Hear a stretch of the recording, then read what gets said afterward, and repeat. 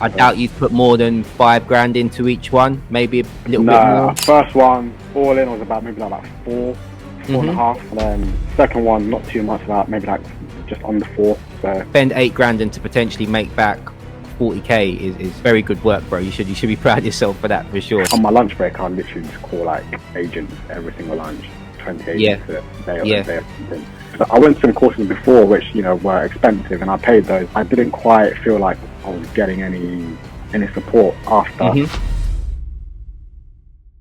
Welcome back to Luke's Properties YouTube channel. In this video, I'm going to sit and talk with one of my successful rent-to-rent students, Tim. Tim has 2 rent-to-HMO properties up in Coventry that are making him over £1,200 per month in net cash flow. And he's also in the process of buying a 7-bedroom HMO property. There's loads of tips and gems in this episode, so make sure you have a pen and pad ready. Let's get into it. So how's life been treating you then, man? How's things been going? Fill me in. I've got so much to catch up on with your journey. Yeah. I feel like the best place to start would be when I guess you first come on the course. When was that? 2020? It was the back end of 2022. Yeah. Just So you did that, and then I guess that's the best place to start. Where you was at then, what you was doing, like work wise, what made you want to get into rent to rent, I guess, and then we'll just flow from there, bro. Yeah, I mean, so by trade, I'm a chartered accountant, tax advisor, specifically in corporation tax, which is just what I enjoy. So handy. And I think, and so property for me started like when I was in uni. So I used to just literally just read a lot. Like the first book I obviously read, The Rich Dad Poor Dad. After that, I'm reading books and just like watching YouTube videos and learning about property. And then I came across the rent model, and then I was like, okay. So then, whilst I was at uni, I went to some courses. I went to some, like a 2-day training course and some other courses, just to kind of get myself around it. Sure. But then I just felt like it was too good to be true at the time. It was too good to be true until I think fast forward, because the first time I went to an actual event was 2019. So I went to an event there, but then I was like, nah, too good to be true. I left it. Then I was like, nah, this stuff can work.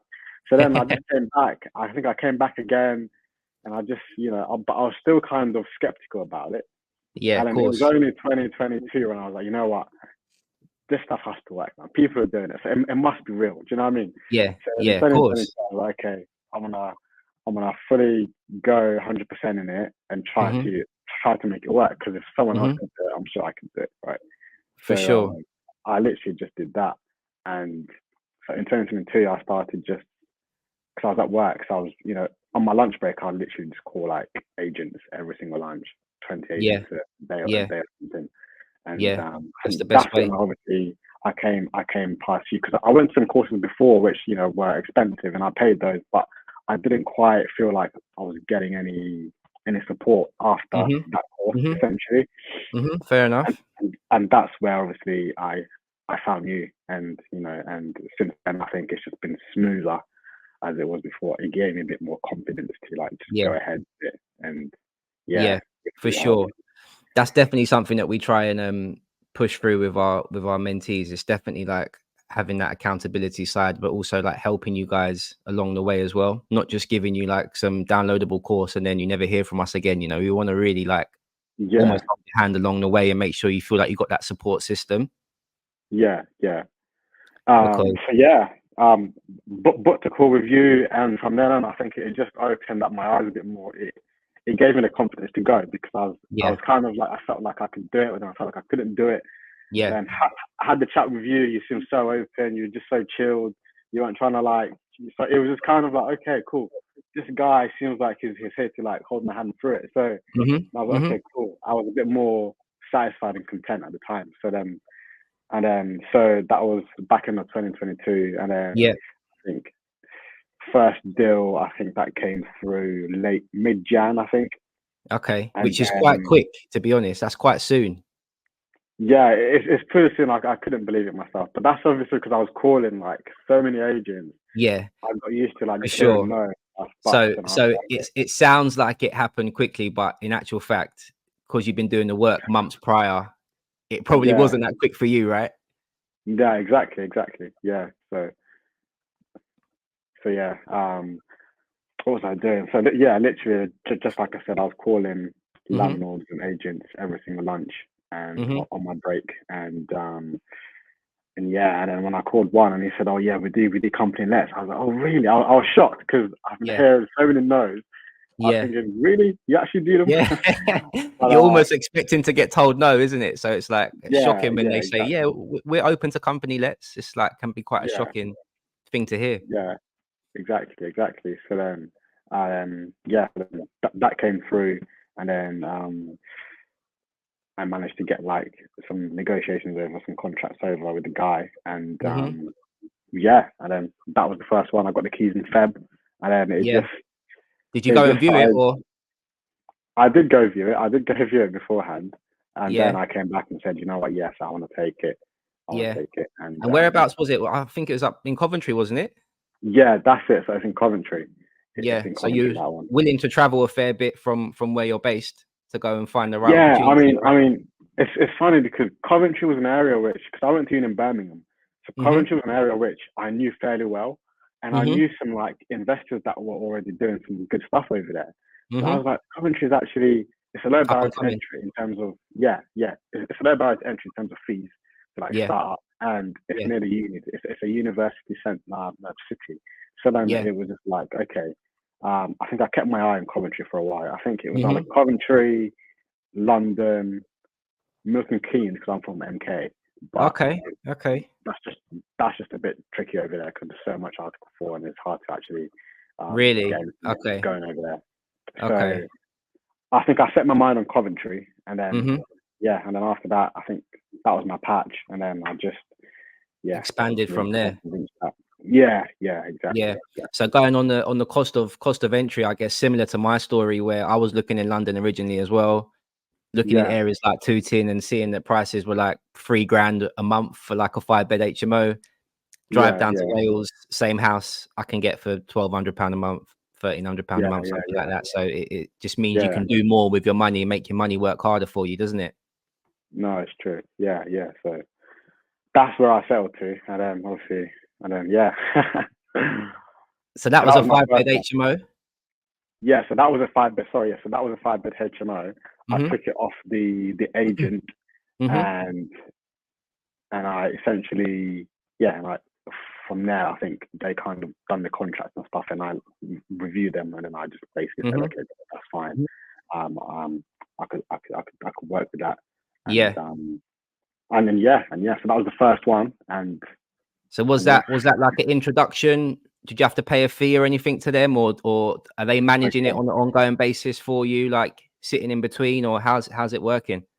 Yeah, so for that one, they were kind of the middle people between me and the landlord, which kind of worked out okay because I was going into it and I didn't know. I felt like I knew a lot, but at the same time, I didn't know the hidden stuff that I could come and face. Essentially, yeah, of course. I think because I think I had them there, and I think they took a fee off the gross rent which came in, which is still fine. I think the landlord asked for 1,700 a month, and I think after that, so basically after all costs, I think I came in with about 550 each month. So for some, in between there, I think he took off his fees from the gross, and then it's still left with a decent profit. But I think I had to become a bit creative with it as well, just so that it can work for me, because I needed to make that $3,000 back within like 6 months or so. So I had to kind of become a bit creative with that. But yeah. For sure. I mean, that's how our first deal worked. We went with an agent in the beginning, and I think they were taking probably around 10% or 12% of the gross rent as a management fee. And what I think you're alluding to there is in the beginning, you have all the knowledge and you've done a lot of the research, but you don't know what you don't know in terms of operations and actually getting the keys and how the actual property works, right? So it can be quite beneficial in the beginning to actually work with an agent and have that extra bit of assistance where if you need them for management or something goes wrong maintenance wise, you can give them a call. you can maybe leverage their in-house contractors that they have, like handymen or exactly, people that can fix things. So just to cut you short there. So obviously he had a pool of like handymen, like electricians, plumbers, and essentially I used his people. And so going on to my next my next deal, because I had their contacts, it was just more like, okay, hi Johnny, could you have a look at this boiler? You know what I mean? It was kind of easier. I didn't have to go out there as much to. Yeah, because you'd already built those relationships. Exactly. So that was pretty handy. For sure. So 5-bed HMO. What sort of tenants did you go for? Did you go for like a group or contractors or individuals?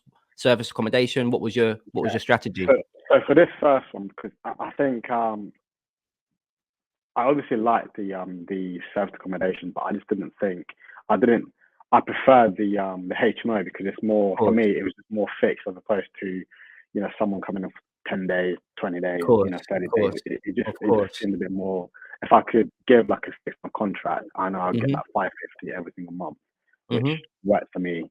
And so for this first one, I think I had I had 3 friends that came to me, and they were both, and they were all like students, international students actually. They came over in their house, and so I kind of kept it. After that, I think I kept that whole house just more students, and just because I felt like it would just fit the dynamics really well. So that first one on spare room, I literally just targeted students, mainly international students too, because I think it helped in the kind of culture and who they are if they'll get together and stuff like that. I think was something which. So you already had a group of 3 basically people that you knew, international students that you could put in there as a start off, and then you sort of built around those 3 basically with similar type like-minded tenants to make it have that cohesion. Yeah, exactly. Perfect. That's exactly what we teach. That's exactly what we want. We want them to have like-minded views and similar jobs so that we don't get too much headache on the phone and arguments and things like that, people moaning about eggs and people stealing milk from the fridge and things like that. You don't want that. You don't want that at all, bro. But yeah, so that was the first one. That was the first one, which was calm, which was good. It took me a while to kind of get things, like fully sorted and for it to actually settle. I don't think I started making like a clean profit until maybe like month 4-ish, because I still, I think for the first 6 weeks, so I got the keys in like mid-Feb, I think, early Feb. I filled those 3 rooms in the first like 3 weeks. And then I was still obviously reaching out on spare room to other prospective tenants, which took me about another 2.5 weeks or so. So I didn't actually, and then I had to pay obviously the landlord her fees, but I hadn't filled up all the rooms. So I had to obviously go out of pocket. So it kind of just made my margins a bit less at the time. So I think until like month 2, I wasn't quite making that clean profit. That's pretty normal. That's pretty normal though. I think that's still quite good going in hindsight. It's most of the work like with rent to rent is done up front in the beginning.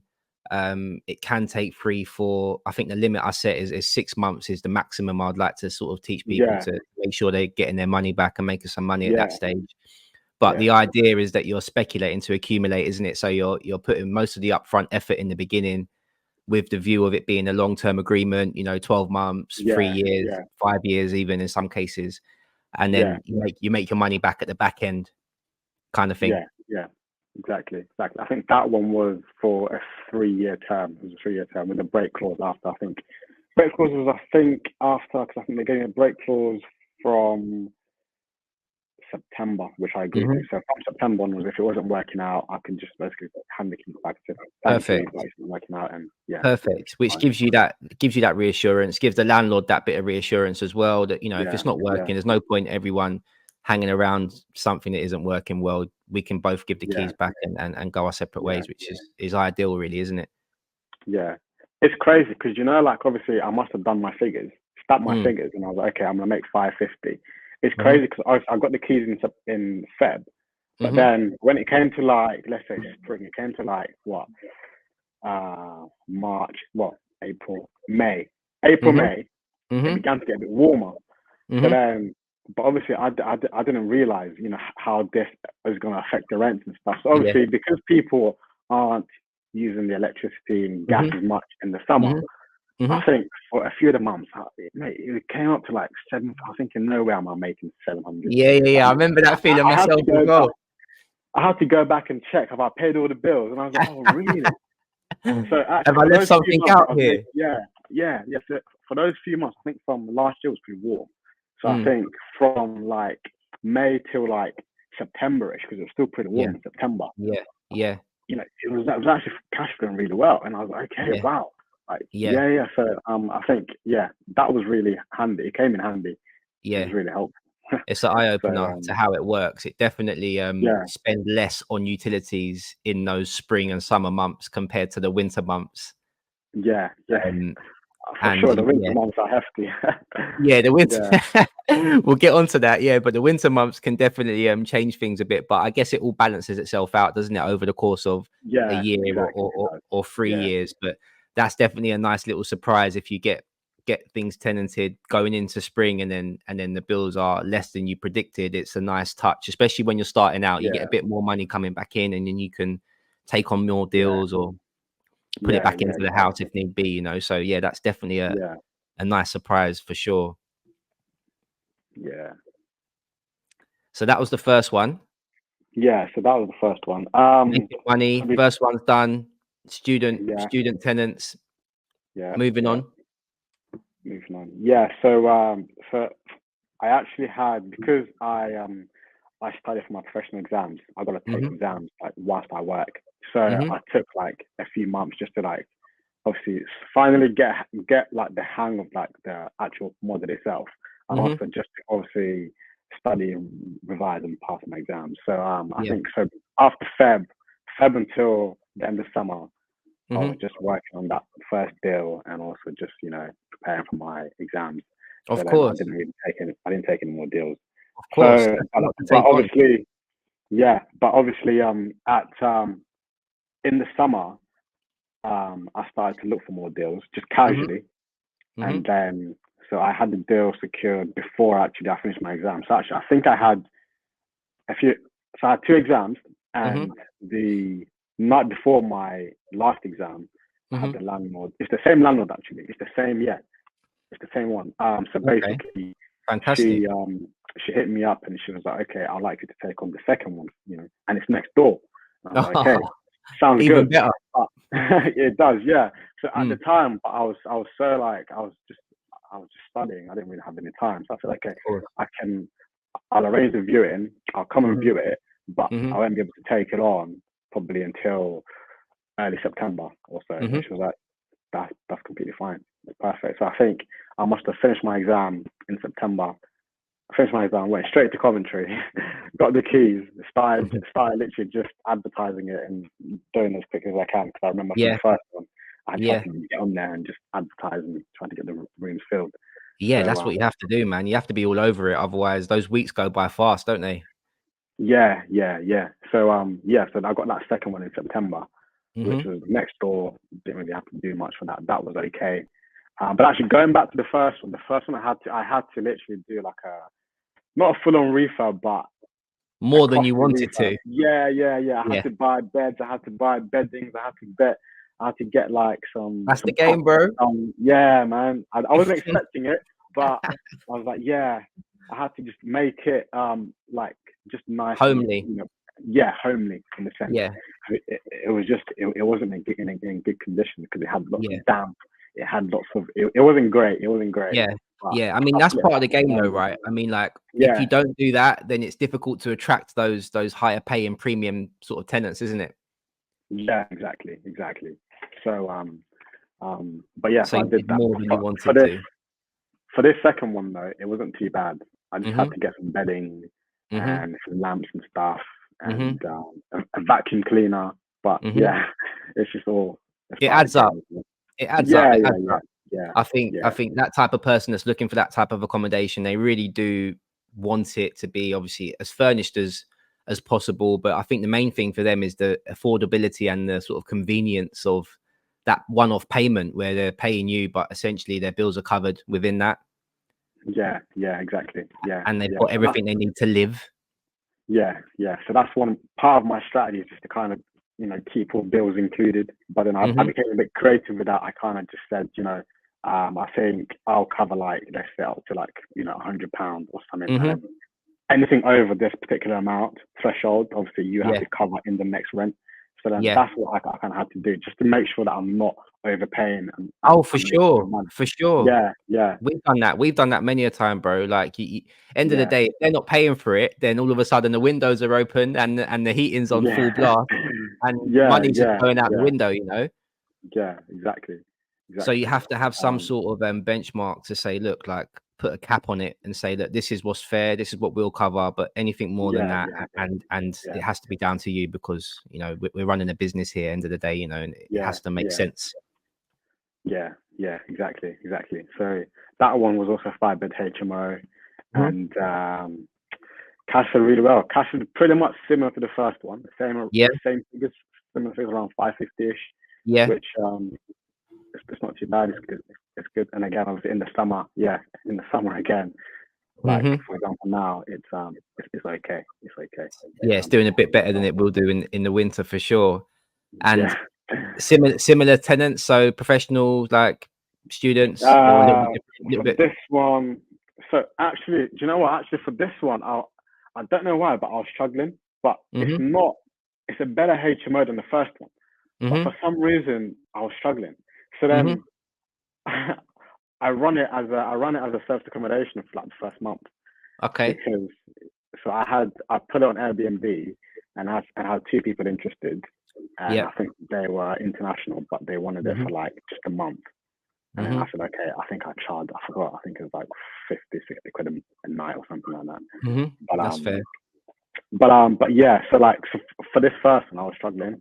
So then I just put it on Airbnb, and then just about the time they were about to leave, I finally got some tenants interested, and I was like, okay, cool. So now at least I'm not going to be paying out of pocket, like, for everything. It's just for this, little bit. And then obviously I filled it. I filled it back by around November times, I think. So I filled it then, and then it was okay. It's running fine. And the tenants are currently they're international. Got 2 master students, a PhD, and just a regular professional. Yes, a good balance for sure. I think that's the great thing about rent to rent in general. Obviously, you've got your rent to rent, but you've got your subcategories as well. You've got your rent to HMO, and then I'd say the way I put it is, you've got sort of long-term options, you've got medium-term options, and then you've got short-term options as well with the booking.com and Airbnb stuff.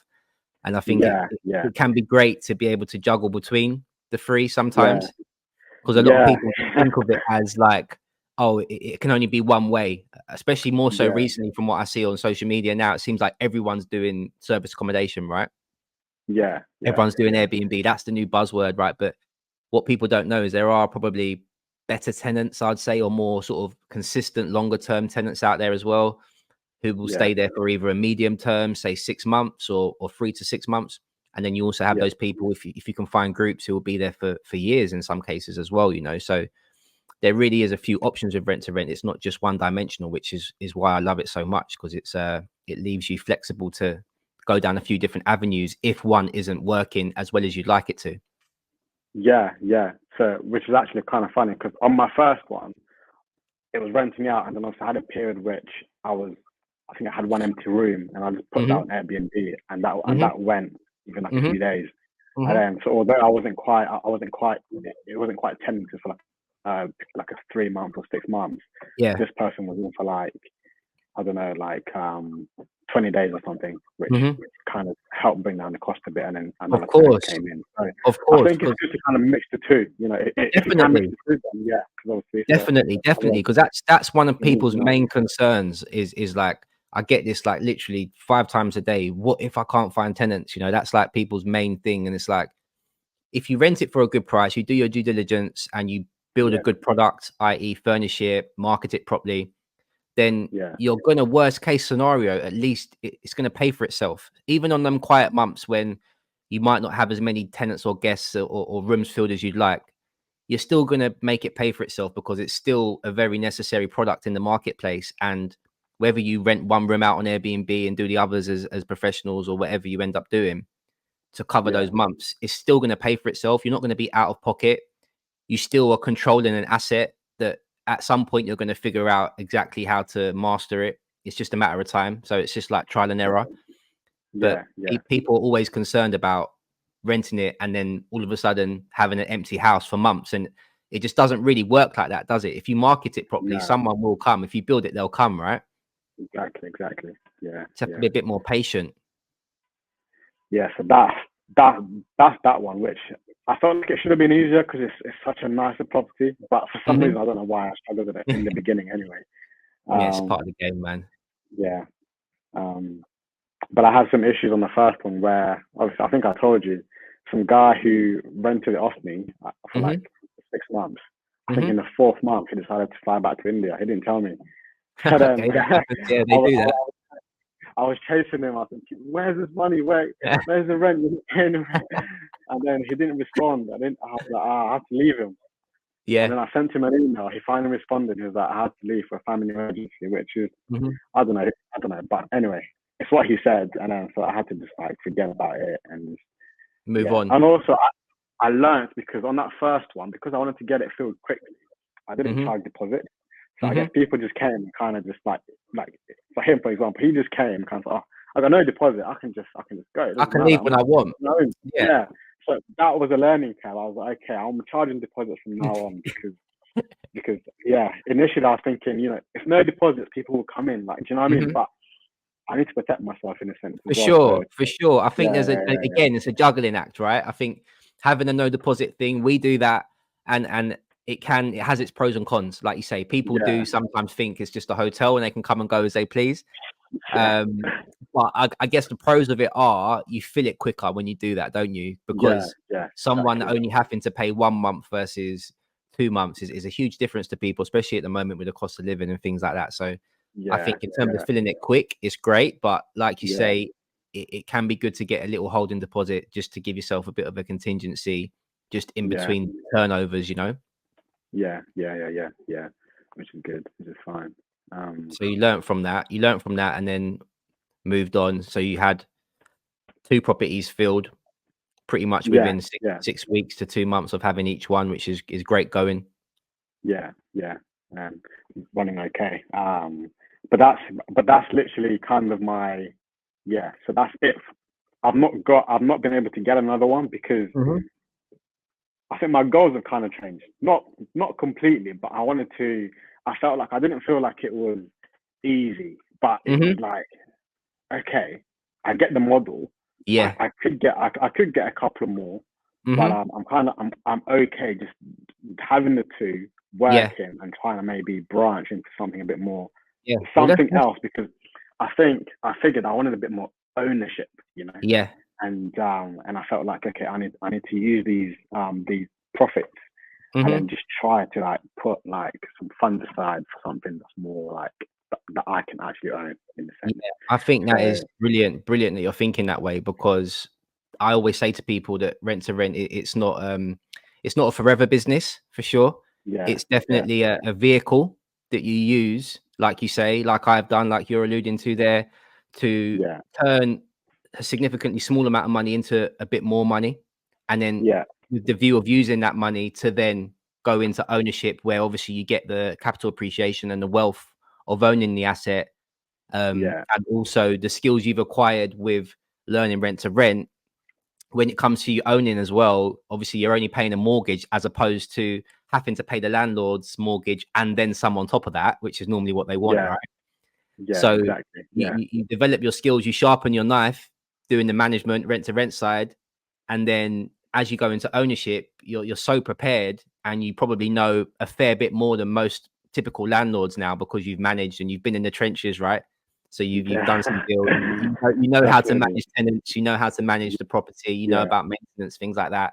So when it comes to ownership, it can be the perfect hybrid, I think, to learn that way, learn and earn at the same time, and then go into ownership where you obviously have less cost in terms of operational costs, because you're only paying your own mortgage really, and you've got so much wisdom from the work that you've done prior.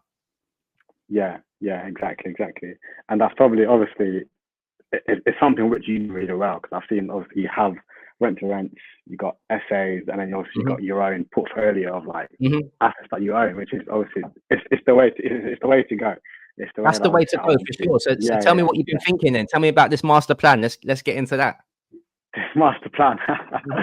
So actually, yes, over the past, like, I think since the back end of the last year, I've been just learning, obviously, about the buy-to-let market, and also just like the development market for like HMOs.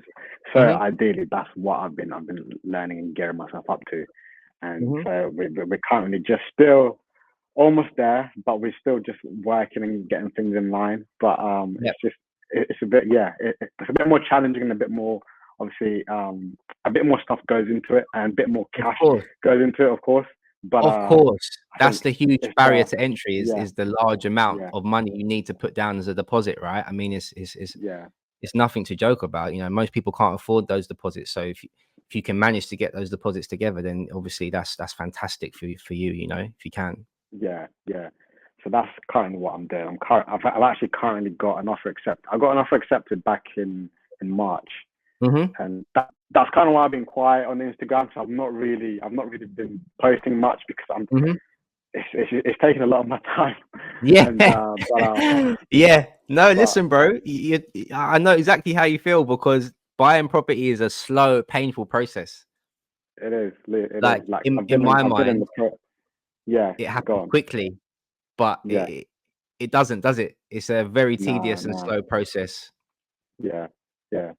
But so I've got an offer accepted back in March, and we're in July. I'm not even completed. It's just it's a joke, isn't it? It's a joke. But well, that's the way it goes. That's the way it goes. I've got some houses that I've had offer accepted back in 2021, bro, and we're still here, and I haven't got the keys yet. It's insane. Yeah, so there can be charges on the property, or there can be issues with the seller, and there can be so many different things, that can hold it back. So I know how that feels. I sympathize with you for sure, bro.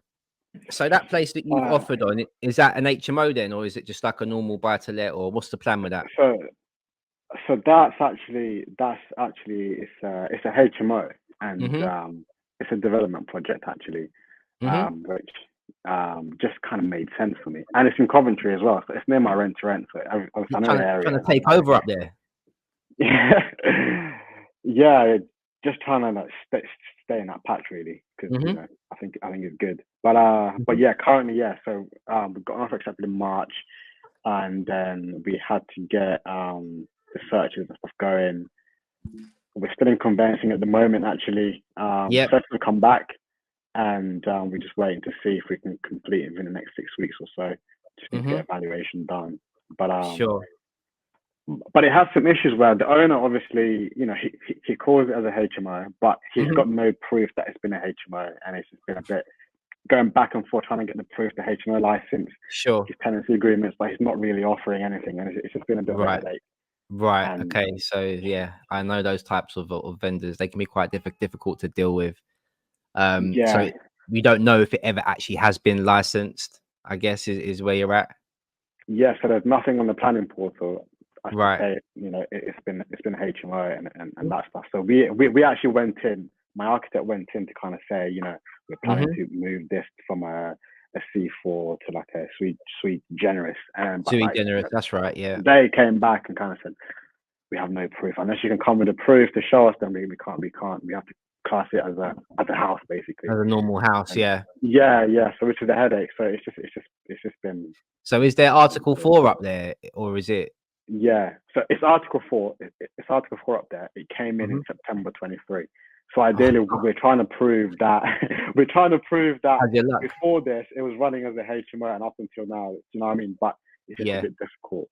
I know how that. I kind of missed the boat. I feel like I missed the boat, because before September last year, it would have probably been okay. But obviously, because Article 4 came in September, it's a bit of a tough one. Yes, I know how that goes. So we've got a visitor there. So I mean, I guess the goal would be to obviously get it, and you want to have as many lettable rooms as possible. I guess the more rooms, the more profit, right? Yeah, exactly. Yeah. You were saying it might be a development project. So would you be refurbishing it, or what was the goal? What's the goal there? Yeah, exactly. So the goal is to actually just go back to brick, extend the rear by about 5 meters, and go into the loft. Awesome. Because it's a Awesome. 5-bed HMO, as the guy says. But we're trying to maximize the space and make it a 7. And I guess it's hard to get the 7s, but that's ideally where you want to be if you can. Yeah, for sure, for sure. I mean, even if you end up getting the 6 and maybe a couple ensuite rooms in there, obviously, you can charge more for the ensuite rooms, right? So yeah, exactly. Whatever way you can juggle it and manipulate it so that you get those maximum rents, it would be the ideal scenario, right? But I know people that have gone for 7 or 8 and then they end up getting knocked back and sometimes get 6/7 rooms out of it. So just see how it goes. You want to push for as many as possible, though, right? For sure. Yeah, exactly. If I can get the 7, great. But I think if we can get the 6 on an LDC application, I think that should be. I think the figure's still stacked for it, so it should be okay. Yeah, no, for sure. And is that something you're looking to fund yourself, or are you raising finance for those types of deals? Have you got opportunities for other people in the future? Maybe people watching your story who'd want to get involved. Yeah. So like a bit of it I'm funding with my own funds, which I obviously have gained from like a bit of the rent to rent, a bit of my job as well. So that's kind of helped. And then I'm just raising finance from like the remaining. I'm raising finance from like family, friends, etc. Makes sense. And you just give them a fixed return. Exactly. So I'll give them a fixed return of minimum like 8% or so. Yeah. Depending on obviously how much they learn. Yeah. But currently that's the goal so far. Obviously, if this goes through, fine. If it doesn't, back to my rent to rents. It's okay. It's not the end of the world. We go again. Well, for sure, you're building, right? And this is the beauty of having those first 2 rent to rents. Just running through the numbers quickly there. I mean, off the back of the calculator, 550, 600. What we looking at? 36 months. You said they're 3-year deals, right? Yeah. So looking at the best part of 20 grand coming back from them each one. So 40K for both of them. I doubt you've put more than 5 grand into each one. Maybe a little bit more. I think the first one all in was about maybe like 4.5. Yeah. And then second one not too much, about maybe like just under 4. So so amazing to spend 8 grand and to potentially make back 40K is very good work, bro. You should be proud of yourself for that, for sure. That's a shrewd bit of business. I'm not on your level yet. I'm not on your level, but it's okay. Well, it's okay. It sounds like you're right coming behind me, bro. I might have to speed things up because those numbers are good, man. It sounds similar to like Wales, really. I mean, those types of figures. It's you can do so much more outside of London. I think get so much more bang for your buck. Yeah. So you're not in you're in Wales at the moment, aren't you? You're still in Wales. Right now. I'm in London right now. I'm in London. Oh, you're in London? Yeah, I'm in London right now. Yeah, bro. Oh, nice. I didn't know. I thought you're just always in Wales and you're never like coming out. No. And you just over there. No, that's my patch. So similar to you, like my patch is there. Obviously, my dad lives in Wales as well. All my rent to rents are in Newport, which is like not far from like Bristol. And then all the houses that I own are maybe half an hour away from there, up in the valleys. Okay. Nice. So it gets even cheaper up there as well. But again, like anywhere else, you get that ripple effect, similar to how you'd have in London, where I am now, Crystal Palace, South Norwood, those types of areas. They've all gone up in value. Wow, okay. Over time, haven't they? So when London goes up, so similar to when Cardiff goes up, then the houses in the valleys go up a couple years after that as well. So it's working out all right, bro, so far. Nice, man. Well, it's looking good. I've seen what you're doing. I've seen how your follower count is going up every day. I'm thinking, this guy has hacked it. He's hacked the way. Well, look, if anything you practice at and you do over and over again, you get better at, right? Yeah. So when I first started, I only had 200 followers. That was like maybe 3 years ago now. Yeah. So obviously, you do the reps, and similar to rent to rent or anything else, you practice makes better. I'd say never perfect, but definitely made some improvements. So that's something I can definitely help you with in the future as well, if you ever need help on that, growing your brand and stuff. Of course. I think when I started to like see you, I think on Instagram you were like 30K. Now Yeah. you've doubled that over. You know what I mean? Like Yeah. it's just crazy. Yeah. Just practice, bro. Practice and working out the algorithm, and obviously Instagram changes like the formats that it likes to push. So staying in tune with that sort of stuff and just developing the skills as being like a creator, I guess, something that I've been heavily focused on over the last couple of years. So it's nice for it to start to pay off, Yeah. And it Absolutely, can be man. great to Absolutely. build that brand because you can get other income streams from that as well, like that we can talk about in the future. And you can get so many more opportunities, especially if you're like trying to raise finance for projects and things like that. I mean, Absolutely. yourself, Yeah. the power of it is amazing, right? You document what you're doing, and people just want to. They'll be handing you money for 8% a year. That they're not getting that in the Yeah. bank. You might get a high interest at 3-4%, but to get 8% back from someone who's trustworthy and knows what they're doing is Yeah. few and far between. So it's an amazing thing to be able to offer people, for sure. No, exactly. Yeah. Yeah, man. But that's honestly how I'm trying to push it to. But So yeah, no, yeah. you've got it, man. You've got it. You've got the base. You know what I mean? You've got the income coming in from the rent to rents. You've gone and done the work. So I think you've done amazing in that short space of time. If you consider coming on the course back end of 2022, now we're 2024, you've done a lot in that space of time. And Right. you should definitely pat yourself on the back, because some people will be trying to take on hundreds of deals here and there, but I do wonder sometimes if they're actually making money. It's better to have Right. Yeah. quality over quantity, I'd say. Yeah. Because I've found that myself, where we've scaled to having like 20 in the past, and I've definitely gone back through those and cut that right down over time, and got rid of the bad eggs. The Yeah. ones with the landlords that might be headache, or the ones where they're not quite making as much as they should be, or like you say, Yeah. sometimes you have an empty room that you just can't fill no matter what you do. So you have those, you do get tricky properties sometimes. So I think it's definitely a quality over quantity game for sure. And everything else that you see on social media, I will definitely take with a pinch of salt. People putting up numbers just to sort of try and clickbait and impress people, but in actual fact, to have a business that's bringing in the best part of 40K over 3 years is very, very good work for sure, bro. Yeah. Cheers, man. So Thank you. so going forward, then obviously this house you're going to try and get over the line. If it doesn't work, I presume you're just going to go and find another and try and do the same. Yeah, I think, hopefully we complete in the next 6 to 8 weeks.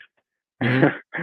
And then obviously if it doesn't go through for whatever reason, I can just try and find another one. But in the meantime, I'll probably get another rent to rent, because why not? I can do it, so I can just get. Yeah, but it has to be the right one, doesn't it? And it sounds like you've got a good relationship with that landlady, where you've got that good connection. She understands how you work. She seems to be leaving you pretty much to your own devices and letting you get on with things, which is what you want, really, isn't it? So exactly. you're adding value to her, whilst obviously making some money. So it's a win-win for all parties, isn't it? Yeah. And I guess if you don't find HMOs, there's single lets and probably quite cheap properties in that area you could buy as well, that you could rent out as Airbnbs, or you could find some medium term tenants in there, and I'm pretty sure you can make some good money that way as well. Yeah, absolutely. Yeah, that's where I'm also looking at as well. Obviously, as a backup, not backup plan. It's still the same plan. It's just more like, if I can't do this development project, then obviously it's fine. I could move the funds into that. And it works. For sure, because that's the game, right? You want your money in, because the quicker you get in, when the market does what it's expected to do over the next 3-4 years, as you can see from Savil's predictions, and probably looking at some of my content, you're looking at 20% in appreciation roughly over those next 4 years across the board, really, in those types of areas. So I mean, that says to me that you can almost, the money you put in, you should be able to get most of it back out over those 3 to 4 years in terms of appreciation when it comes to refinancing. Yeah. So yeah, I mean, the quicker you get in, the quicker your money starts to grow, doesn't it? So don't leave it too long, No, no, man, trying not to, but yeah, that's probably the goal. That's probably the goal for the next until the end of the year. For sure, for sure. That's a great goal to have. So going forward, then, any plans other than that? Just continuing to build the rent-to-rent portfolio. If the right deal comes up, buying the right type of properties and building that wealth going forward as well. Potentially raising finance. You've got a lot going on there, and you're still juggling all of that with your full-time job as well. Yeah, yes, still here. I mean, I think I've had people say to me, "Oh, Tim, you can just leave it and just try to focus on this, and you can scale." But you know what? I think because I enjoy my job, and I think what I can transfer from my job and my skills is obviously into business as well. So obviously, my accounts prep, my corporate tax, any kind of allowances and stuff like that. Obviously, I can do that. So I think it helps either way. And for sure, the funds I get from my job, obviously, I can just pull that into property. No, for sure. Look, like there's a lot of stuff online, and people's almost shaming 9-to-5s, and that isn't certainly what I try and say. It's more a thing of if it's working for you and you can enjoy it, and you do have enough time to go and build a rent-to-rent business on the side, to go and start buying property as well, then stay in the job, because it's going to be cash flowing you and helping you do that, right? And you've probably studied for years to be able to do that. So it makes sense to leverage the knowledge that you've built up over the years. It's just the people that are in soul destroying jobs, or jobs where they're not really making much money, it's not really a high skilled job. That's a different scenario, where, okay, maybe you want to build your portfolio, your rent-to-rent portfolio, and escape the 9-to-5, so to speak, because you're going to get far more from being a rent-to-rent operator than doing 40 hours a week for someone that you're not really enjoying the work you're doing. And you're just sort of watching the clock go by. That's more the advice I would tell people. But if you've got a good job and it's something you enjoy and there's money coming in, and you can still buy your assets and build your business on the side, then by all means stay in that until you need to, and if you can, keep it for as long as possible, because it's obviously working for you. So that's probably the plan for the next a few years or so, and then we'll reevaluate and see what we can do. So either way, your numbers are always going to be spot on with what you're doing, with your skill set, right? So it's going to help you. Those accountancy fees can be hefty.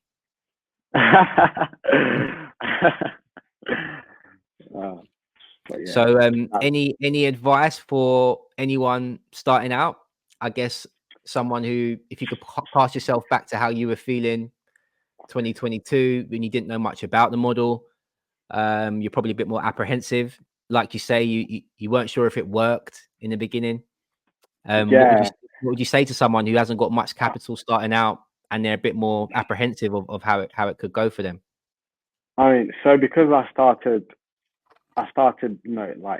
getting myself interested in this area, in this model, since 2019, and I only made the jump in 2022. It's crazy. So I think one thing I can say is just start and figure the rest out later. Because as soon as you start, you'll be able to kind of accumulate that kind of know-how, and then you can start to work. So I think first of all, just get educated.